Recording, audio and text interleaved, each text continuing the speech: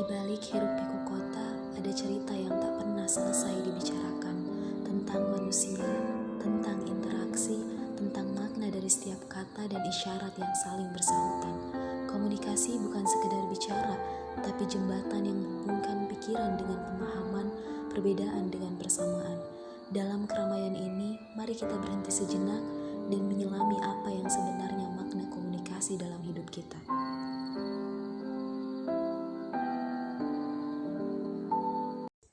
Assalamualaikum warahmatullahi wabarakatuh. Perkenalkan, nama saya Azza Ulia Nur Padilla dengan NIM 12440300060 dari Fakultas Dakwah dan Komunikasi Program Studi Manajemen Dakwah kelas 2B. Maksud dan tujuan video saya kali ini yaitu untuk membahas atau memaparkan beberapa pernyataan-pernyataan yang diberikan oleh Bapak Dr. Haji Cecep Suryana MSI sebagai salah satu tugas ujian akhir semester mata kuliah ilmu komunikasi. Baik teman-teman semua, untuk pernyataan yang pertama yang ingin saya ambil yaitu dari nomor pertama, yang mana ilmu komunikasi berasal dari retorika dan retorika terkenal pada zaman Socrates. Nah, sebelum membahas lebih jauh lagi, saya ingin sedikit membahas tentang definisi dan juga sejarah retorika itu sendiri. Nah, retorika ini berasal dari bahasa Inggris yaitu retorik dan juga berasal dari bahasa Latin yaitu retorika yang artinya ilmu bicara. Nah, retorika sebagai ilmu bicara ini setidaknya memiliki beberapa sifat. Di antaranya yang pertama ada rasional, yang kedua ada empiris, yang ketiga ada umum, dan yang keempat ada akumulatif. Tadi yang pertama ada rasional, yaitu apa yang dibicarakan oleh pembicara harus tersusun secara sistematis dan juga logis.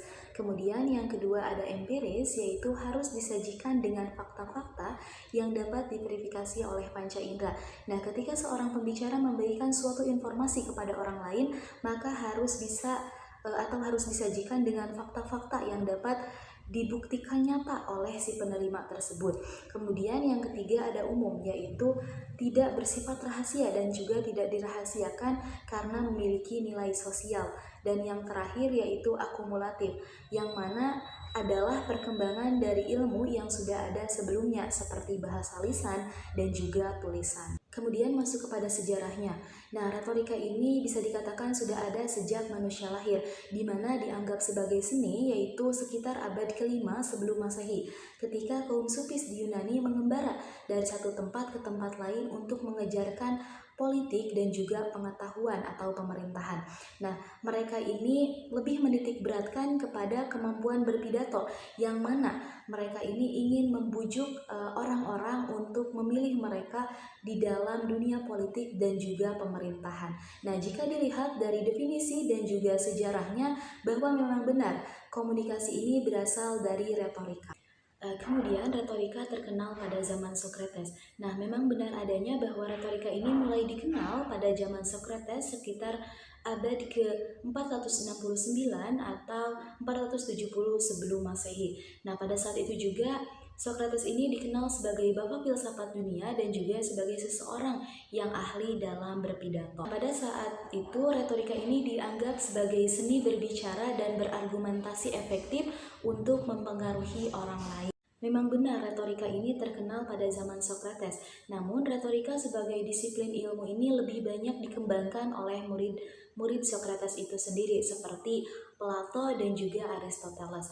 Bahkan Aristoteles sampai membuat buku mengenai retorika yang berjudul Retorik, yang membahas mengenai teknik-teknik persuasi dan prinsip-prinsip dasar retorik. Nah, kemudian pernyataan yang kedua yang saya ambil dari nomor 2, yaitu perkembangan ilmu komunikasi sebelum masa prasejarah masuk pada tahapan manusia. Nah, sebelum masuk pada tahapan manusia yaitu masa prasejarah, ilmu komunikasi ini dikembangkan dengan cara yang sangat sederhana. Di antaranya yang pertama yaitu menggunakan lisan, yang kedua menggunakan alat-alat komunikasi, dan yang ketiga menggunakan lukisan. gua. Nah, yang pertama yaitu menggunakan lisan. Nah, di mana pada masa prasejarah tersebut komunikasi ini dilakukan seperti dengan suara dengusan dan juga isyarat tangan. Nah, yang kedua yaitu menggunakan alat komunikasi. Nah, pada masa prasejarah juga sudah dikembangkan alat-alat komunikasi seperti mereka berkomunikasi menggunakan gendang dan juga seperti trompet yang dibuat dari kulit hewan dan sinyal asap. Nah, sinyal asap ini biasanya digunakan sebagai pertanda akan adanya bahaya dan juga informasi-informasi penting. Nah, yang ketiga yaitu lukisan gua, di mana lukisan gua ini berfungsi untuk merekam peristiwa-peristiwa penting dan juga sebagai simbolis dan nilai religius. Jadi kesimpulannya, komunikasi yang dilakukan pada saat itu masih menggunakan alat-alat atau media yang sangat sederhana seperti isyarat tangan, suara dengusan, lukisan gua, dan lain sebagainya. Kemudian masuk kepada pernyataan yang ketiga yang saya ambil dari nomor 6, yaitu komunikasi adalah proses di mana seseorang menyampaikan stimulus dengan tujuan untuk mengubah atau membentuk perilaku orang lain yang dikemukakan oleh Shannon and Weaver. Nah, pernyataan ini biasanya sering dikaitkan dengan pernyataan yang dikemukakan oleh Carl Hoffman dan juga para peneliti lainnya seperti Irving L. Janis dan Harlan H. Kiley. Nah, mereka menekankan bahwa komunikasi adalah proses di mana seseorang atau komunikator menyampaikan stimulus. Nah, biasanya stimulus ini berbentuk kata-kata dengan tujuan untuk mengubah atau membentuk perilaku orang lain atau khalayak. Nah, studi mereka ini lebih berfokus pada aspek persuasinya, seperti bagaimana pesan-pesan yang mereka berikan dapat mengubah atau membentuk perilaku orang lain. Nah, sedangkan Shannon and Weaver ini lebih dikenal dengan model komunikasi yang menekankan pada transfer informasinya. Model ini menjelaskan bagaimana informasi disampaikan dari pengirim kepada penerima melalui saluran-saluran tertentu dengan potensi adanya noise atau gangguan. Model ini juga lebih bersifat kepada teknisnya, bukan psikologis orang lain, apalagi sampai merubah atau membentuk perilaku khalayak. Baik, untuk pernyataan yang keempat saya ambil dari nomor 7, yaitu komunikasi merupakan proses pengalihan suatu ide dari sumber kepada penerima dengan maksud untuk mengubah tingkah laku mereka yang dikemukakan oleh Everett M. Roger. Nah, pernyataan ini benar. Contohnya, misalnya ada seorang guru yang ingin menyampaikan suatu materi kepada seorang murid. Nah, guru ini menyampaikan materi, guru ini sebagai sumber, sedangkan murid adalah sebagai penerimanya. Dan tujuannya yaitu agar murid lebih memahami materi yang telah disampaikan oleh guru tersebut.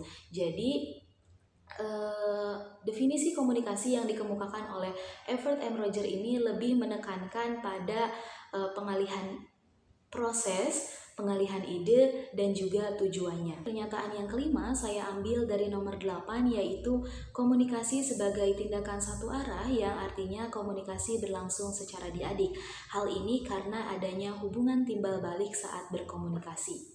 Nah, pernyataan ini tentunya salah karena komunikasi secara satu arah atau one way communication adalah komunikasi yang dilakukan hanya oleh satu pihak saja tanpa adanya hubungan timbal balik atau tanggapan dari para pendengar. Contoh dari one way communication ini seperti ceramah dan juga berpidato. Nah, sedangkan komunikasi dua arah atau one way two way communication atau yang sering disebut dengan komunikasi diadik adalah komunikasi yang melibatkan dua belah pihak. Jadi adanya proses timbal balik. Ketika seorang memberikan suatu informasi kepada orang lain, maka orang lain ini pasti akan menjawab atau menanggapi dari pembicara pertama. Contoh dari komunikasi diadik yaitu seperti diskusi atau juga percakapan-percakapan yang dilakukan sehari-hari. Untuk pernyataan yang keenam yang saya ambil dari nomor 16, yaitu komunikasi sebagai proses sebab akibat, maka komunikasi merupakan suatu interaksi. Nah, pernyataan ini benar bahwa komunikasi sebagai interaksi mereka harus melibatkan kedua belah pihak, yaitu antara pengirim dan juga penerima pesan. Nah, dalam interaksi komunikasi ini ada beberapa elemen yang terlibat, di antaranya ada pengirim pesan, penerima pesan, dan juga timbal balik. Kemudian interaksi komunikasi ini bisa dilakukan dengan berbagai cara, seperti bertatap muka langsung ketika kita percakapan, diskusi, dan lain sebagainya. Sedangkan yang kedua ada secara jejaring media sosial, yang mana komunikasi ini bisa dilakukan melalui telepon, video call, chattingan, dan lain sebagainya. Baik, untuk pernyataan yang ketujuh yang saya ambil dari nomor 19, yaitu komunikasi pada saat perkuliahan berfungsi sebagai pemberian edukasi kepada mahasiswa. Nah, pernyataan ini benar bahwa komunikasi pada saat perkuliahan berfungsi untuk memberikan pengetahuan atau edukasi kepada mahasiswa. Komunikasi yang efektif antara dosen dan mahasiswa juga sangat penting untuk mencapai tujuan pembelajaran yang baik. Nah, dalam perkuliahan komunikasi ini sangat membantu dalam beberapa hal. Di antaranya yang pertama yaitu pemahaman materi. Nah, ketika seorang dosen memberikan materi kepada mahasiswanya, maka komunikasi ini menjadi salah satu hal yang penting agar materi yang diberikan dosen kepada mahasiswa ini mudah untuk dipahami. Kemudian yang kedua yaitu interaksi dan juga diskusi. Nah, ketika seorang dosen menyampaikan materinya dengan baik, maka mahasiswa ini bisa menanggapi atau berpendapat terkait materi-materi yang telah diberikan oleh dosen tersebut untuk meningkatkan berpikir kritis dan juga pemahaman materi yang lebih mendalam. Kemudian yang ketiga yaitu pembelajaran aktif. Nah, komunikasi yang baik atau yang efektif ini juga dapat membantu pembelajaran menjadi lebih baik lagi karena mahasiswa akan lebih sering terlibat dan juga termotivasi dalam melakukan pembelajaran tersebut. Pernyataan ke-8 yaitu yang saya ambil dari nomor 20, yang mana stand up comedy merupakan salah satu bentuk komunikasi yang berfungsi untuk menghibur. Nah, pernyataan ini benar bahwa komunikasi stand up comedy adalah salah satu bentuk komunikasi yang digunakan atau tujuan utamanya untuk menghibur, baik itu melalui lawakan, cerita, atau interaksi dengan penonton. Namun lebih dari itu, stand up comedy juga memiliki fungsi yang lainnya seperti menyampaikan pesan-pesan. Nah, pesan-pesan ini seperti kritikan sosial, kemudian pandangan pribadi, dan juga ilmu pengetahuan yang dibungkus dengan humor-humor tertentu. Dengan demikian, stand up comedy ini bukan hanya hiburan belaka, tetapi juga bentuk komunikasi yang kaya dan dinamis, yang mempunyai berbagai tujuan, mulai dari hiburan sampai edukasi atau pengetahuan. Baik, untuk pernyataan ke-9 yang saya ambil dari nomor 24, yaitu pada tingkat pengetahuan, pengaruh bisa terjadi dalam bentuk perubahan persepsi dan juga perubahan pendapat. Nah, pernyataan ini benar bahwa pada tingkat pengetahuan pengaruhnya yaitu sebagai bentuk perubahan persepsi dan juga perubahan pendapat. Nah, perubahan persepsi ini adalah perubahan ketika kita memahami atau mengetahui sesuatu. Sedangkan perubahan pendapat yaitu kesimpulan atau penilaian yang didapat dari persepsi tersebut atau persepsi baru. Nah, perubahan persepsi ini dapat terjadi ketika seseorang mempunyai informasi-informasi baru atau pengalaman-pengalaman baru. Contohnya, misalnya, saya ini awalnya tidak tahu tentang bahaya merokok. Namun setelah saya membaca artikel atau buku-buku tentang kesehatan, saya menjadi tahu apa itu bahaya merokok, dan persepsi saya terhadap rokok ini mulai berubah. Kemudian kedua yaitu perubahan pendapat. Nah, perubahan pendapat adalah sesuatu yang sudah atau sesuatu penilaian dari persepsi baru yang telah kita buat. Misalnya tadi saya sudah mengetahui bahaya merokok. Jadi pendapat saya terhadap rokok itu kita harus menjauhi dan rokok ini sangat berbahaya bagi kesehatan kita sendiri. Begitu. Baik, untuk pernyataan ke-10 atau terakhir yang saya ambil dari nomor 29 yaitu gangguan yang disebabkan karena kesalahan bahasa adalah gangguan teknik. Nah, pernyataan ini salah. Mengapa? Karena gangguan yang disebabkan karena kesalahan bahasa ini disebut dengan gangguan semantik, yang mana gangguan ini terjadi karena pesan tidak disampaikan secara baik atau adanya kekeliruan dalam pemahaman pesan. Contohnya seperti jargon yang tidak dipahami oleh audiens, kemudian kesalahan bahasa sehingga penerima tidak mampu atau tidak memahami apa yang kita maksud, dan masih banyak lagi. Nah, sedangkan gangguan teknik ini lebih terjadi pada permasalahan dalam salurannya atau alat-alat komunikasinya, seperti speaker atau juga seperti tidak ada jaringan saat berkomunikasi. Nah, jadi gangguan yang terjadi pada saat berkomunikasi atau kesalahan bahasa ini disebut dengan gangguan semantik, bukan gangguan teknik. Baik, mungkin cukup sekian pernyataan-pernyataan yang bisa saya bahas di video kali ini. Saya mohon maaf sebesar-besarnya apabila terjadi kesalahan dalam menjawab atau dalam berbicara. Akhirul kalam, wabillahi taufiq wal hidayah. Wassalamualaikum warahmatullahi wabarakatuh.